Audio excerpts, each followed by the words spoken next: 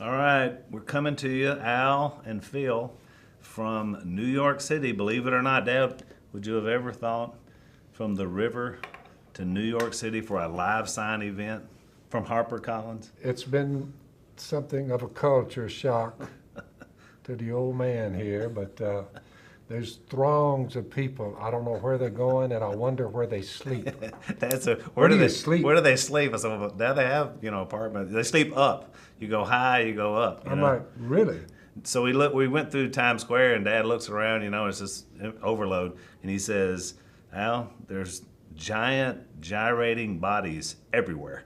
And I was like, yeah, welcome to New York. That's what we're here for. We're here for this, premiercollectibles.com/Phil Robertson. That's where you need to go to get a book, and we're going to be signing it for you, which is exciting. And if you buy one, while you're watching this, you can send in some questions, and we're going to answer those in a few minutes. So, a lot of people ask Dad what the idea of the book, and I still remember it. I don't know if you do, but I want to say it was in early 2016. Dad calls me up and he says, Al, have you ever converted a left-winger? You remember asking me that? Yeah. And I was like, well, I don't know. I mean, maybe it's something we've done on the internet. I don't know. I said, do you mean like directly? I sat down across somebody that's what we call a left-winger. And I said, I don't know. And he said, I don't know that I have either. See, why is that? So that started a process and a discussion that led to a book idea that we first were calling The Lawlessness of Liberalism, because Trump won and then just the whole country went crazy. So we're seeing all this stuff going on. And so that was kind of the genesis of an idea for a book. It landed on The Theft of America's Soul. And I have to say that the book that we finished with was far better than the ideas that we began with. I mean, it's kind of the process. We didn't attack anyone. Nope. We let them know we love them all. Right. We're not into wings. If a duck is coming right at you, his right wing is on your left. He's coming right at you, see? His right wing is on my left. When he turns and leaves you, that same wing is on your right. So based on the way a bird flies, so it's all comes down to whatever direction they're going. Therefore, before I label someone right or left winger, I'm trying to figure out which way is he going. Is he coming in or is he heading away? That's right. Well, there you go. There's a little I political just call them 101. human beings, and That's some good. are a little confused. Some follow God, some don't. Right. Some are having some serious troubles they brought on themselves. A lot of drug use, suicides, a lot of opioid use, cocaine, crystal meth, a lot of lying and stealing and mischief going on. So we're just addressing it. Maybe someone will say, that old guy, I mean, he didn't even use profanity at all. Right. I mean, that dude he's walking the straight and narrow. Well, What if I could do that? What I like about the book, and by the way, it's premiercollectibles.com/Phil Robertson. That's where you can go to get it signed, the ones we're doing, and ask some questions to us. What I like about it is, that we started kind of, not really as with a political idea, but the idea we were looking at it through a political lens. But the more we got into the book and the culture, it became evident that really the solutions to our cultural issues Yep. were not political. We had to get upstream of that, Yep. and we had to get to people. It's And- not a political fix. right. Nope. Exactly. What you're saying about about Trump and Trump's mantra? Trump's mantra is "Make America Great Again," and from my vantage, I'm saying the only way you can make America great again is to make America godly again. God's offered peace of mind while you're here. His Spirit will indwell you so that you can be loving, joyful, patient, peaceful, kind, gentle, faithful, and self-control. You'll have all those things. So you have life while you're on the earth and immortality. So I'm thinking, why invest $30 trillion like the Democratic person running, Kamala Harris, recommended? Health care for all. Why not just take God's eternal health care, peace of mind, immortality, and it's free? Therefore, you'll read about that in the book. So Pretty good. the problem with temporary health care through doctors and nurses, Al, is that it is just that, temporary. Right. This is life beyond the grave. So if that's offered to you, I would say at least investigate it. That's right. So the book covers that. And the book is based on the idea of 10 truths and 10 lies. And the 10 lies are those that have been basically peddled by the evil one to our culture. And then Dad, of course, rebuts that with 10 truths. There's no God, chapter number 1. Well, there goes your immortality. It's out. That's right. I'm Chapter like- 1 is important. I'm 72. I can't afford to take the chance, Al, Yeah, I know. that he's not there. We'll start signing some of these books, Dad. And I'm going to start taking some questions from some of you that are already sending them in. And Dad, I'll let you answer them as you're signing there. We're making Dad work today. Really hard. You know, he just hunts all the time now, so we have to put him to work today. Now, here's one I thought was interesting, because on Dad's show, Dad has a show on Blaze TV, which used to be on CRTV, that's called In the Woods with Phil. And so on this show, it could be anything from what's going on in the world, the culture, politics. There's some preaching going on, some spiritual things, but also Dad may be in the kitchen. He may be in there with Mom. Maybe in a duck blind. He may be in a duck blind. So you get all these different views of what's happening. So this person, this is Charlize from Dayton, Ohio. Yep. And so she said, how do you know, this is a great question, how do you know when pralines are ready to go from pot to wax paper? Because we did a praline episode, and that's where she probably saw it. She said, when I make your recipe, they start to harden before I make it to the paper. Yep. I'm from Louisiana, I live in Ohio, and I'm trying to prove to my husband that I'm a bona fide Southerner by getting this right. So this is important. Listen to me carefully. Make sure you have a 1 cup of light brown sugar and 1 cup of white sugar, a little touch of salt. Make sure you got a small can, pet milk, evaporated milk. You pour that in there. You got it about medium high. Listen, just stir that, Ohio, for 3.5 minutes. Don't go 4. Kick it back a little. 3.5 minutes. Exactly 3.5 minutes. Just stir a little bit to keep it from sticking. At 3.5 minutes, throw your pecans and your butter in, and you walk over there and you have your wax paper already ready. Have it already laid out. So you're sitting there, you just took it off, and it's bubbling a little bit, and you got pecans and butter in it. Take a large spoon, and you begin to stir that rapidly. I'm saying about 50 times do this. 1, 2, 3, 4, 5, 6, 7, 8, 9, 10, 11, 12. You hit 50. When you hit 50, you'll kind of look at it, and it'll begin to thicken. Get it out as rapidly as possible. That's where she's having the problem. I mean, That's you where she's having have to move like I'm moving, like this. Look, you're getting it out like that, and you'll get it all out of there, and you'll learn that it'll sway down a little bit. You want it shiny. It gets dull. You've been looking at it, it's real dull and kind of She's crunchy. up there, Dad. Yeah, right here. You want. He doesn't know computers very Yeah. well. Hey. So look, where are you? You're all the way in Ohio. How She's can in I know Ohio, you there? But she's from Louisiana. 50 times, 3.5 minutes. Take it out, pecans, butter, and look, 50 times. Get it on the sheet quick. It'll make about 12 or 13. It'll work every time. You just got to practice at it. By the way, the first few batches I made happened to me. What happened to you happened to me. So I just learned I have to be faster. And they don't get any more bona fide Southern than this guy. So you'll get it right. Keep working on it. Here was an interesting one, Dad, from, and this story could be from a lot of people. This is Deborah from Michigan. And she says, Phil, you baptized me in your church in 2017. Wonderful. And she said it was the best day of her life. She's been walking in Jesus ever since. She said, thanks for the house church invitation that night and everything it's done for my soul. I got married so as to walk the way that Jesus told me to just 2 months after being baptized. So she said, thanks again. And her What's that husband, girl's name? Deb White. Deb and Blaine. Yep. Deb and Blaine. Deb, you and Blaine, hey, you were very wise to come down there. You've been born again. You have life and immortality. Therefore, love God, love your neighbor. And we've had some others that come from Ohio up your way. Where was she from? Michigan. Michigan. We've had some from all over the United States. Y'all are just a few.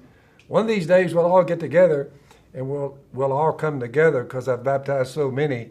There's been like a lot. So we'll bring all of us together and look around. We're like, man, this is cool.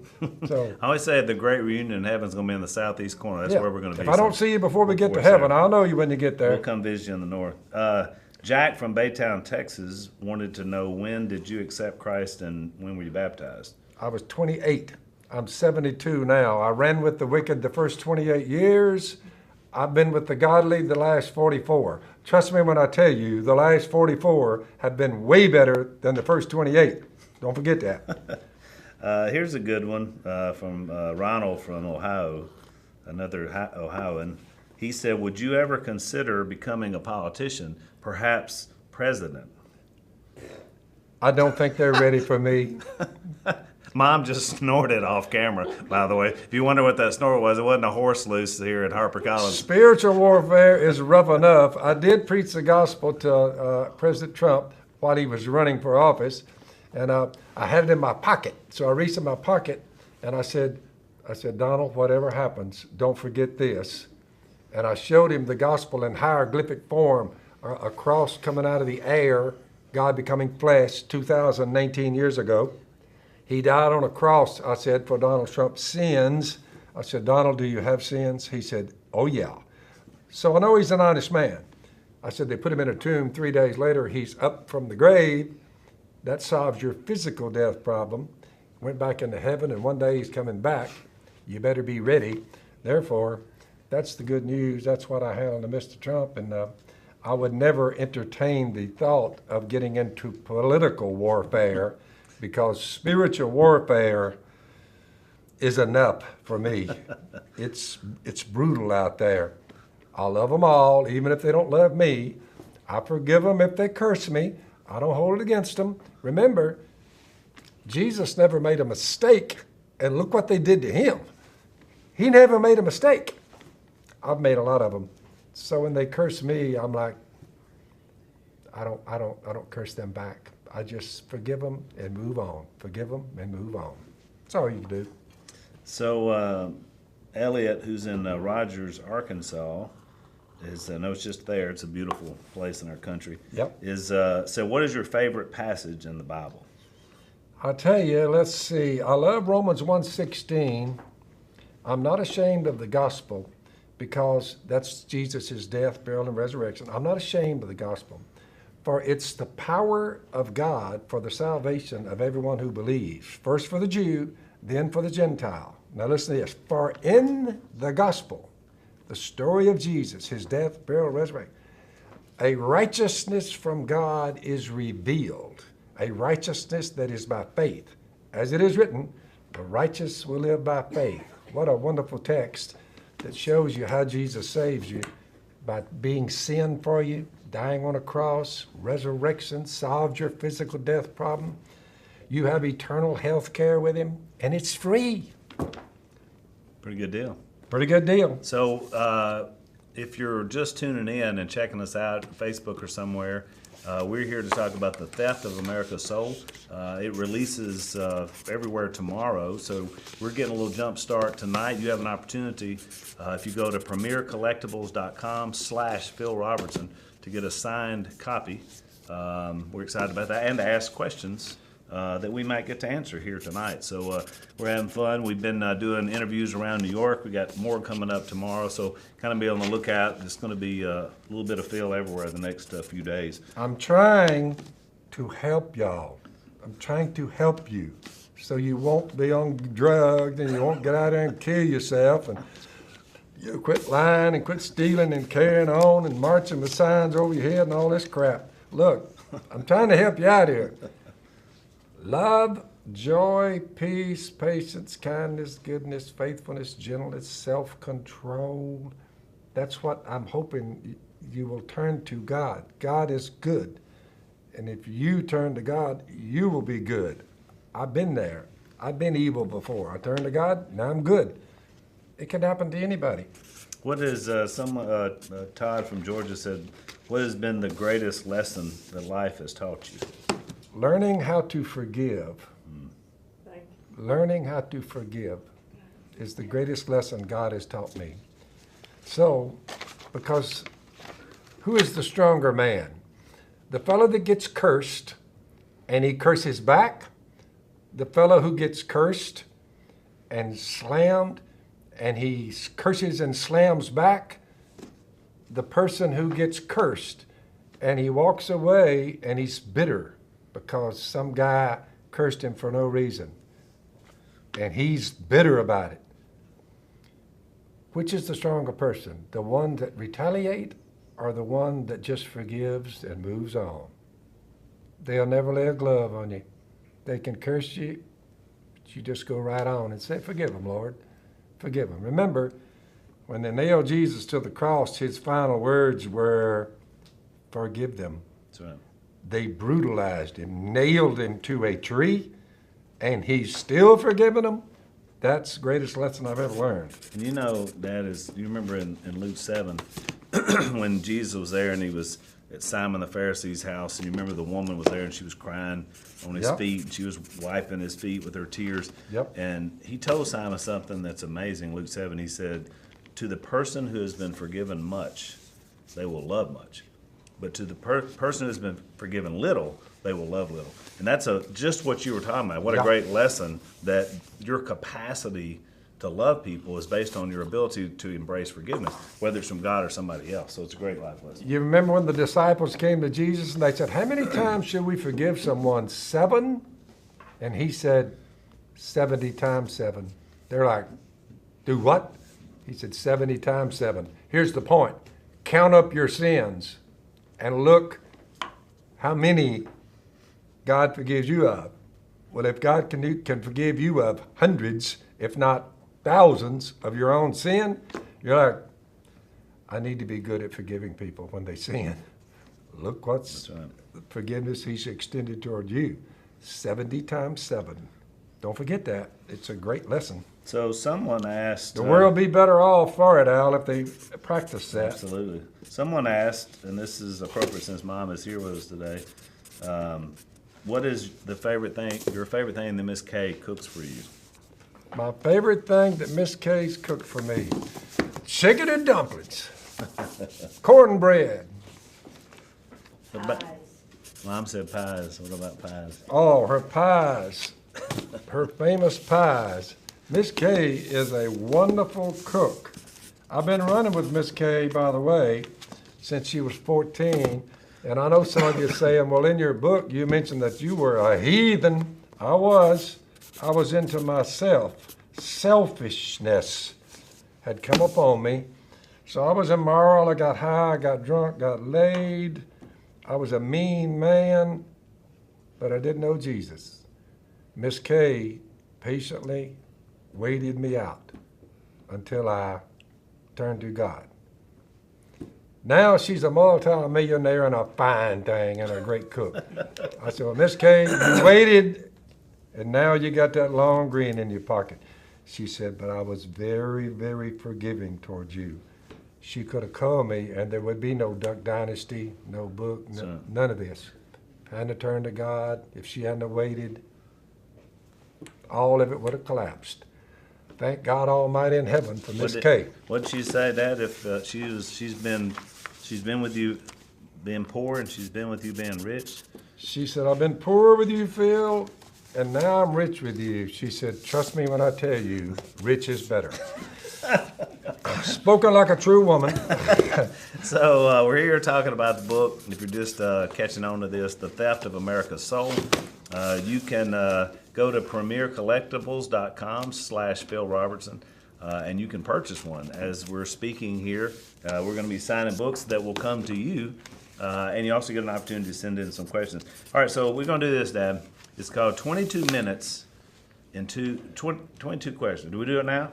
Okay. 22 questions in 2 minutes, which means no expounding. You just got to give us your answers. So this will be great for the audience because these will be things they've always wondered, I'm sure. Where were you born? Vive in Louisiana. Who would you want to play you in a movie? Clint Eastwood.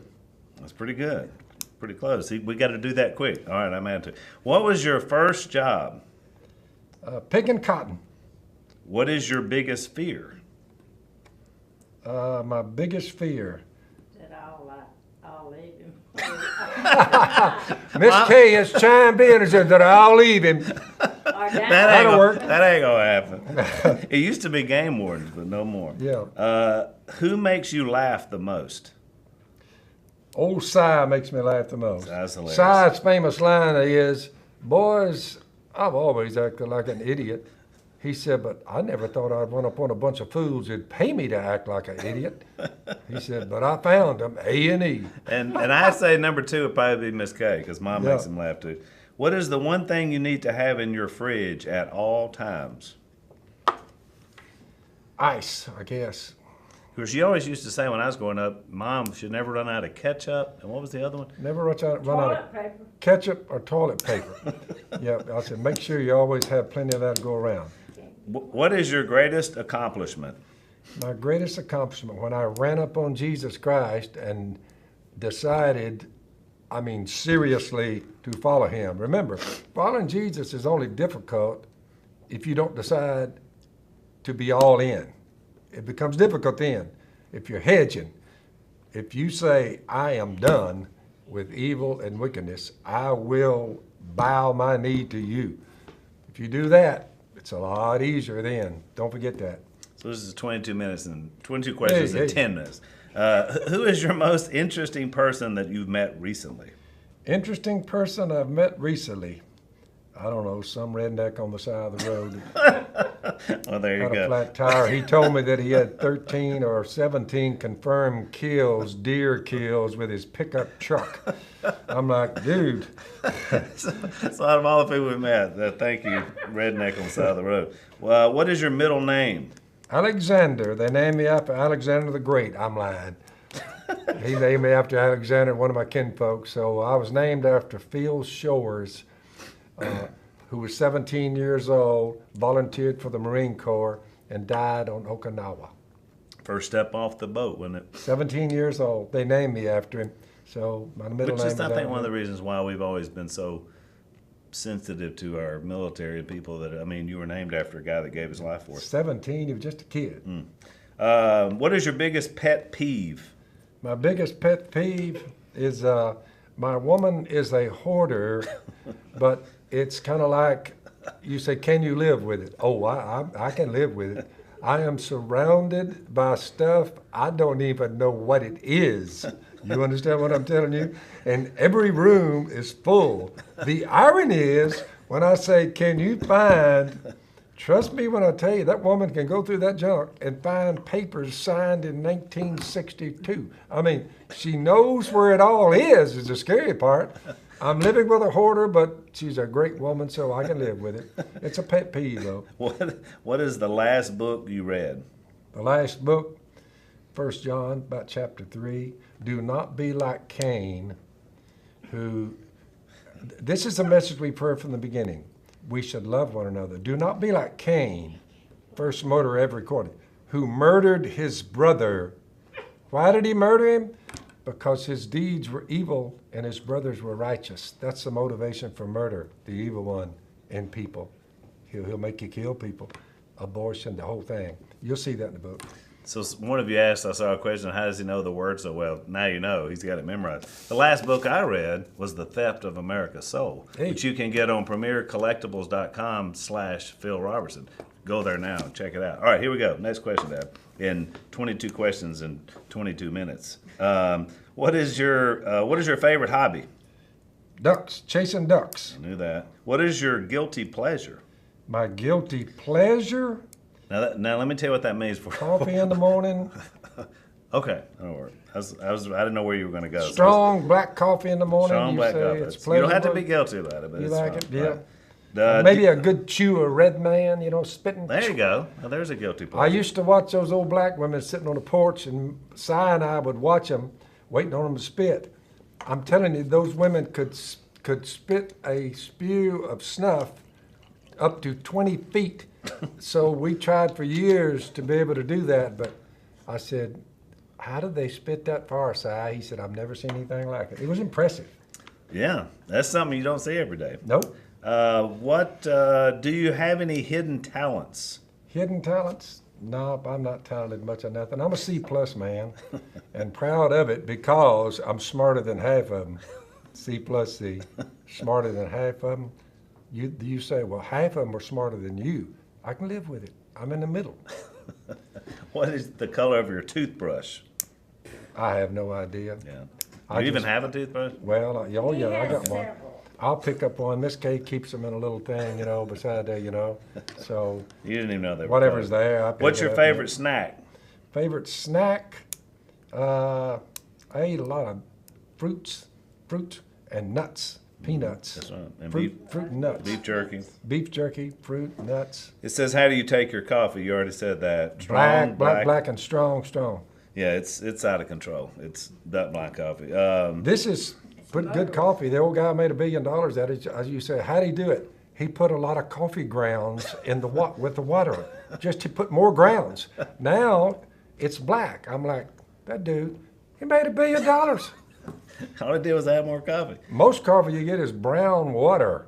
But this dude come along and said, let's put some more grounds in there. Billionaire. What is the last movie you saw in a theater? Oh, yeah. Goes back years, Miss Kay. Saving Private Ryan, I know. Saving Private Ryan. I believe that was the last one. I don't go to the movies that often. That was 15 years. You got to 20 years ago. remember, in my particular line of work, spiritual warfare, you say it pays for you to stay back a little. So I'm down there. I'm staying back just a little. What's the last gift that you gave to Miss Kay? The last gift I gave to her, when she stood over my bed and I felt the presence of someone standing over me, and I opened one eye and she was standing there, and she said, I said, like, how you doing? I don't know what she wanted. She said, Phil, do you love me? And I said, yeah. She said, write it down. I said, all right, I'll write it down. So I went on back to sleep. Well, the next morning I got up to fix me a cup of coffee, and I walked in there, and on my chair was a blank sheet of paper and a pen on top of it. And I looked and I said, that was that thing last night. She wants me to write down. So I got my pen. I said, I love you. I always have. I always will. She takes that and tapes that to right above her where she sleeps on the bedpost. She taped that right above where she sleeps. So I deducted from that when God made a woman, he made a very strange creature. I just live with one and make the best of it. You know what I'm saying? Actually, yours might be the stranger. What cause is dear to your heart? Jesus Christ, number one. Jesus, number one. Hey, what is wrong with Jesus? That's what I want people to tell me. Where did he go wrong? And I researched him. I just can't find anything wrong with him. You count time by 2019 years since he showed up. He had to have done something big to count time by him. They're not going to count time by me or you, but they count time by Jesus. I wonder why. Life and immortality. Think about it. You're like, God fixed it so you can't run from him. You're counting time by him. What is number one on your bucket list? Number one on my bucket list, to make it out of New York City in one piece. And that's soon that bucket list is coming up. And the last one, where do you want to go that you've never been? How about let's go heaven? I've never been there, but I would love to tour that. We're going to. That is why I get up in the morning and I look to my right and my left and I see evil and I see good. I choose good. By the way, make it your ambition. Listen to this. This is the text Paul wrote to the Thessalonians. Make it your ambition to live a quiet life. That's me. This is hectic here, see. New York, but you say overall, quiet life. Mind your own business. Good advice. I've never owned a cell phone. I'm not into your business, whatever you're doing. I'm on the cell phone. I'm on the computer, but I've never owned a cell phone nor a computer. They film me. I get on what you're seeing now. You say, this is the only access we're going to have to you. You're not checking us and seeing what. Nope. Nope. So you look at it. What was the question? You answered it. The theft of America's soul. If you're joining us new, Dad is signed. This is God's live sign, so we're signing some books. PremierCollectibles.com/Phil Robertson is where you go to get one, and we want you to go and buy them. The more we sell, the better chances we have to make a statement with this book. So we need you guys jumping in there with us and being a part of this. This has been a great project, just doing it. Someone here asked if Willie okay after the Saints game, or is he still so sad? It hurt us all, but we got over it. He's still suffering. You know, forgiveness is the greatest life lesson you Hey. ever learn. We got to get past it. Come on now. We know we're hurting, but we can get past it. Move on. And who knows about Willie? Someone asked, how is Bobo? Bobo doing well. Who's your Bobo call, Mom? He's my snake wrangler. Yeah, that's a line. He tried to whip old Blue, my Labrador Retriever. He lost. So Bobo's doing all right. He jumped on Miss Kay's leg, cut a big gash in her leg. That took 2 months to heal. So he's a little rambunctious at times. But he's my snake wrangler. He has over 20 snake kills, poisonous snakes. He gets out in the yard, he's prowling, and he's helping me. That, and if you slip up in my yard at night, you cannot get by him. He's gonna bark at you. You don't wanna slip up in my yard. If you want a Bible study, call or something, but don't be coming out my yard with a weapon, see? No, don't do that. Not a good. Bobo, let me know you're on the premises. Good to see all of you. So, premiercollectibles.com/Phil Robertson. I don't know how long they have the opportunity to get them. Does that just keep going? Okay, good. So you can keep going. We're going to keep signing books. We're going to make sure that you get one if you want one. Anything else that we need to talk about? You good to go? So we're going to sign off. We've got a few more things to do in New York City. Talking to our old friend Sean Hannity later on. So, you know, it's a great opportunity for us to be here, really is. We appreciate it. We make fun of New York because it's so different from where we come from, but all of our opportunities for books, for our television show, for everything came from here. So we are grateful that there's some good folks here that They're take good just care of us. people. That's right, exactly.